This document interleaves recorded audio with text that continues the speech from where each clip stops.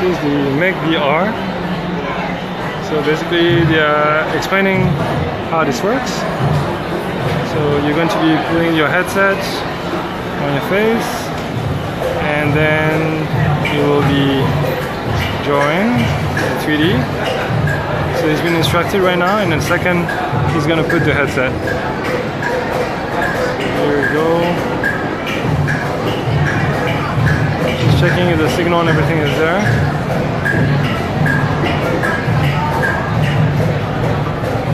Okay, so this is going to be the first time he's going to use the HTC Vive. So putting it around your wrist for safety. And this is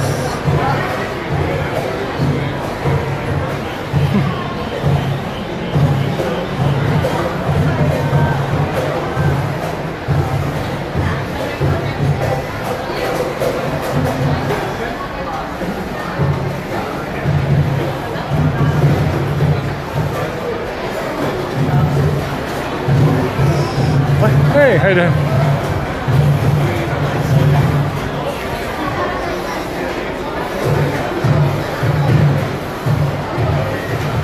So now he's designing in space.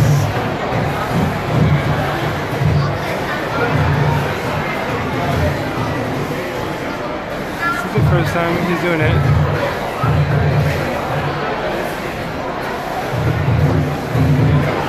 It takes a minute to set up. Quickly, soon after, you can start creating.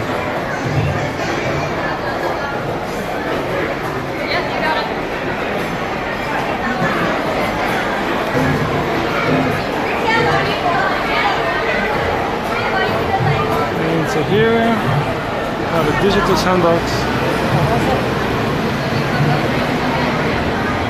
So you can see that the kids are playing with interactive topographic map.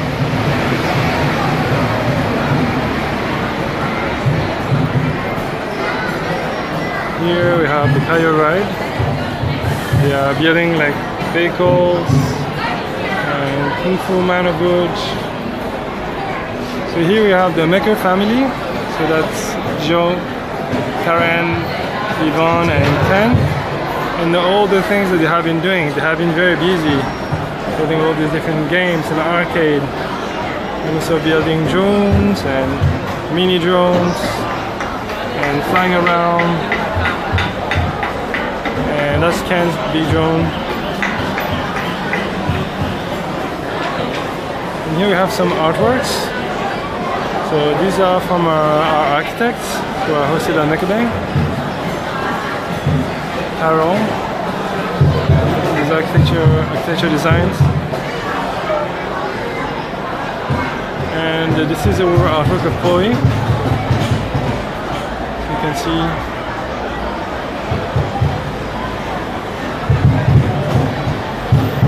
Brush and moving very slowly.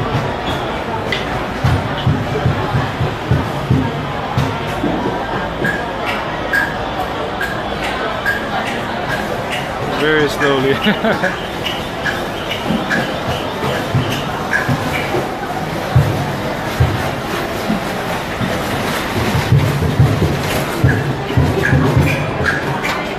And have this aquariums. So this is the busiest stand. This is Eek. And as you see here, they're making slime.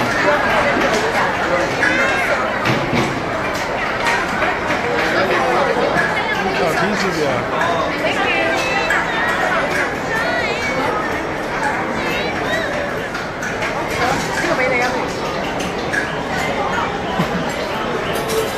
And we have Dennis here. Hey, okay, today. Yep. So we're checking your things. So you have a 3DNA glasses. And does it rotate? It did, but it was a 110 and I plugged it in here and it blew up. Oh. I forgot I took it to the US. I see. And then you can also test the abs here. What you can rotate and get inside of the head of Dennis. So you could adjust different type of glasses, different designs, different colors. See?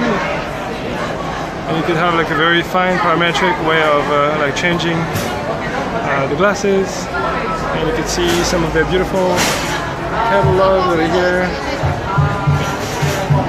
So you have, if you want to have more infos, you can go on their website. Here we have a small exhibit of the electric car that MakerBay team has been building.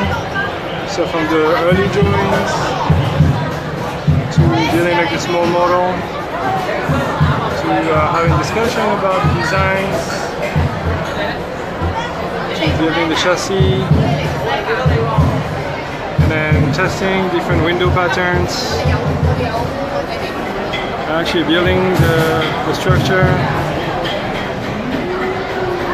to the actual exhibits at the Formula E event, having lots of people relaxing in our car.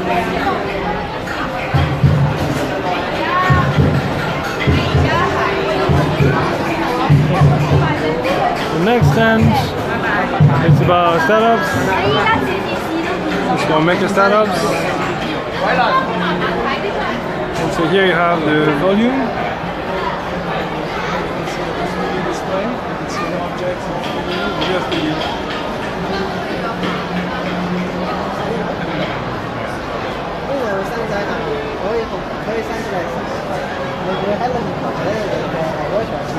you can catch an object in 3D.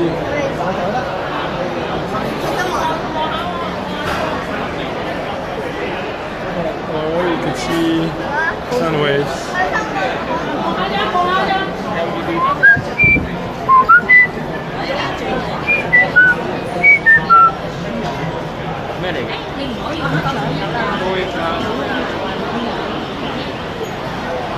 And here we have Makers in Cage. Hello, Makers in Cage. So can you tell us what this is about? The work we did with the refugees is to stand for book or homework because a lot of people, they don't have enough space in their small tiny houses.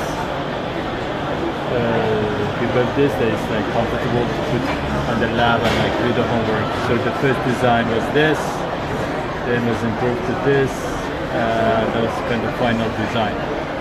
See how it works, small moves and then stuff. And then nice.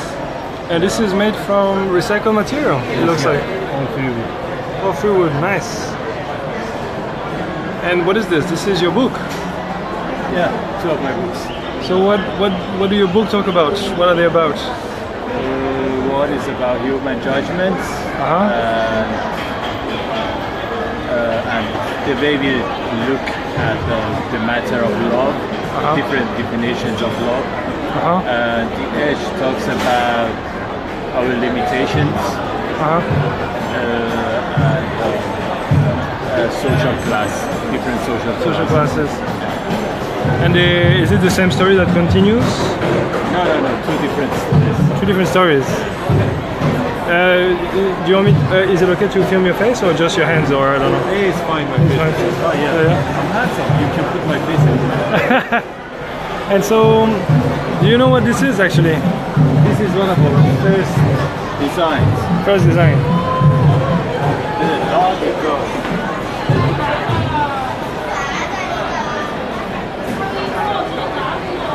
Oh, I see. I can fold it. Makes sense. And the brand back then was Refuture. Yeah. Nice.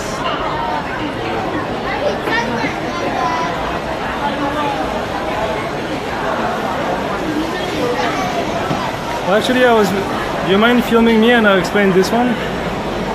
Okay, I film you and then you go ahead. If you hold it.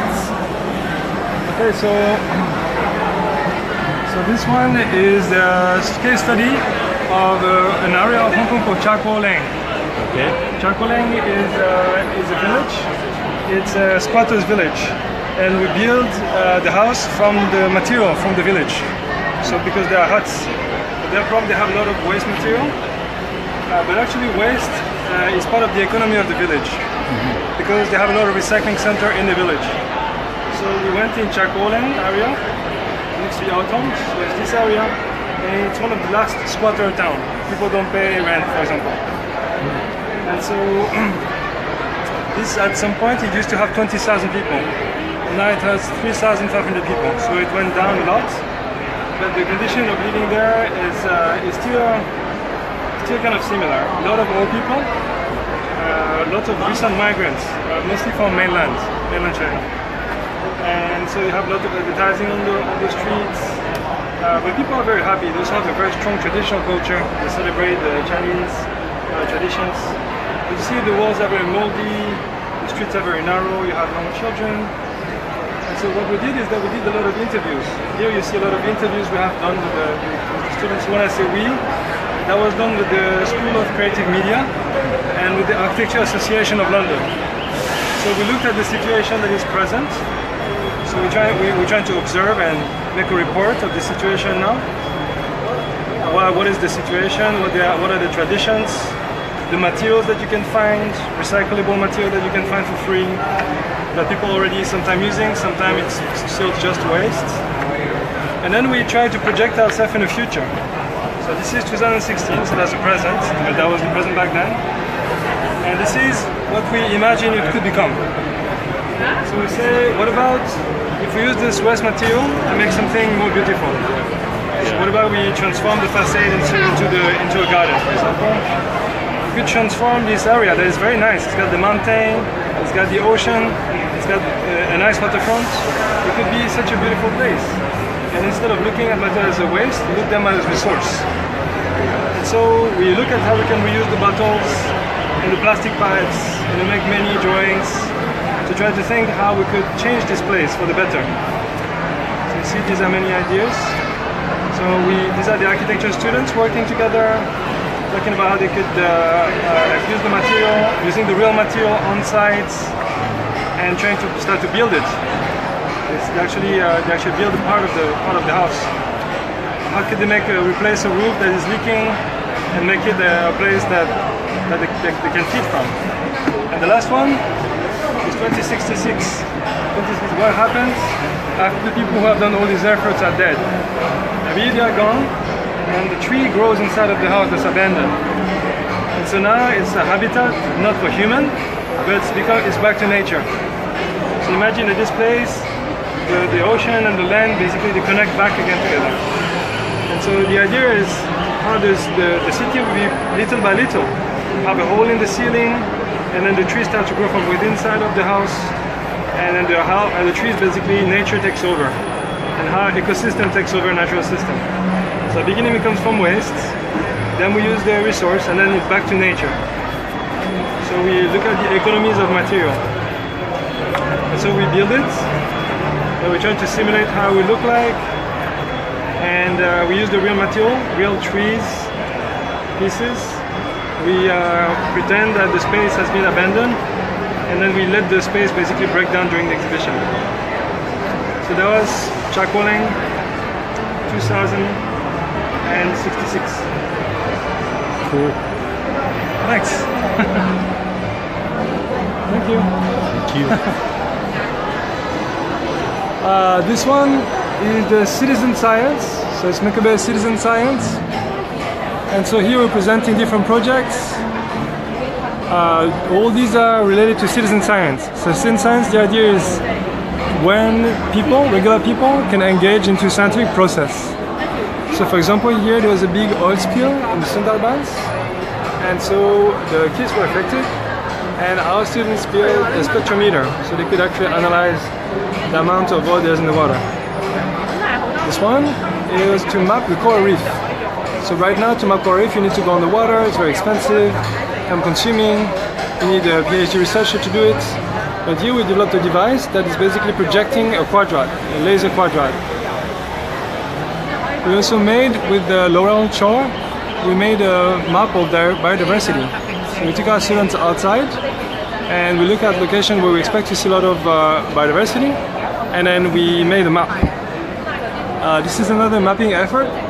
We make the map with the balloon. So this was actually from back in the days. So this is a project I've been working with the Louisiana Bucket Brigades that became Public Lab. It's very blurry. But basically we inflate the balloons, and then we fly the balloons, and we make very high resolution maps from the balloon image we get from the balloons. This one we study the algae, and then we make a bioreactor to try to see which algae can grow the fastest to clean up the water. This one we make a plastic collector. So instead of just collecting the plastic by hand, we build a machine that can basically scrub the beach and collect the plastic from the beach. This one is different. This one is a plastic sensor. So we have lots of plastic in the ocean. We made a robot that can measure plastic. And this one, we measure radioactivity in the ocean. So we take samples in the riverbeds, and then we make a map of the radioactivity in Fukushima area. So recently we've been involved with the Zika virus, and so we help on a global effort to map the Zika virus. You know, it's a virus that travels with a mosquito. We have a map here of all the projects we have been doing in the last 2 years. They're all social environmental projects, and they're all open source. You can see open hardware. So this is the report from the UN that was prepared for our representative. You can see Hong Kong is represented, that's us. You see mosquito alert adaptation, that's our contribution to the mosquito alert system. So this was a white paper preparation for the meeting, like manuals, and using the app to identify what type of mosquitoes, so we can know which one can transport Zika. And these are different devices built by our students. Oh yes, this is precious plastic. So Jackie, I know you're watching. So this machine, you can basically take the plastic bottle, just the regular plastic bottle, and then you can put it in the grinder right here, and it will grind it, as the name says. The plastic will come out like that, so pieces of pallets of plastic, and then we can do two things. Either we can feed it in the filler extruder, so we put this in this bottle, it will heat it up, and then it will make it into a filament for the 3D printer, or you could put it in this machine here to inject it. And so if you inject it, then you can make something like this. You can make a bowl, or you can make anything that you want in this mold over there. And lastly, the last stand for us, the 8th, is the MakerBay school. So these are a lot of projects with different schools. This is prosthetics for a dog. So imagine you have this is a dog that was injured, and the students from the Harvard School, actually they make a model of the dog, and they went to the hardware store and built these prosthetics for the dog. This is Prote here. This is a shape-shifting selling robots. So that's an invention by Cesar Harada. And so it's a community effort to develop a shape-shifting sailing robot. So the boat changes shape. So you have many different versions. So the one that's presented here, you can see, is flexible. So the boat basically can bend. That's how you control the boat. And here, this is by Maria. So she works with the local kids, and they made a lamp here. Here they made what they call a marble run, so you can put a ball, and the ball will run around. And here we have a project that was made that we print, 3D print prosthetics. So that was done with the Enable community. So we print about 10 prosthetics for children. This project was to build a wind turbine. So that was made by Nicolas Connefal. And so the kids build the wind turbine from scratch. So they even build the converter. So it's a transparent wind turbine, so the kids can still see what's happening inside and how it's generating electricity. So that was with the French International School. And this project here, this is to build a boat. It's called a geodesic boat. So they are super light structures. So the kids actually build an actual real boat. You see, so it's very light. These Keith, a volunteer, was helping to build those boats for the children from the harbor school. So this is about it. So that was Hong Kong MakerFaire 2017. And what you have seen is a booth of MakerBay. So the MakerBay school, the MakerBay Citizen Science projects, that is very close to the heart of these projects. Maker in Cage, the work that we do with the refugee and the homeless. The work of Atom here, portable battery. So it's portable power. You have also some samples of works by Haddock Invention Looking Glass. This is a wind turbine that vibrates. This is a portable battery, so it's very small, but it provides you with a 220 volts. This is custom-made solar panels. These are modular solar cells. Let's see which one is it. Maybe the other way. There you go. And you can also put them.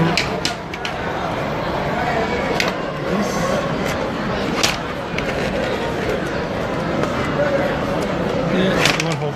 That's fine. So that's a solar cell. The looking glass. This is the startups. 3DNA. The glasses. MakerBay electric car. Here they are making slime. Very popular attraction. Teaching how to make slime. Here they are making some cardboard structure. Hello! Hello! They're showing some artworks. And here we have the Maker family. And lastly, we have sandbox. Virtual reality sandbox. And here we have them designing VR. Cool. Thank you so much for staying with us for the tour. And please come and visit us at the Hong Kong MakerFaire 2017. Bye!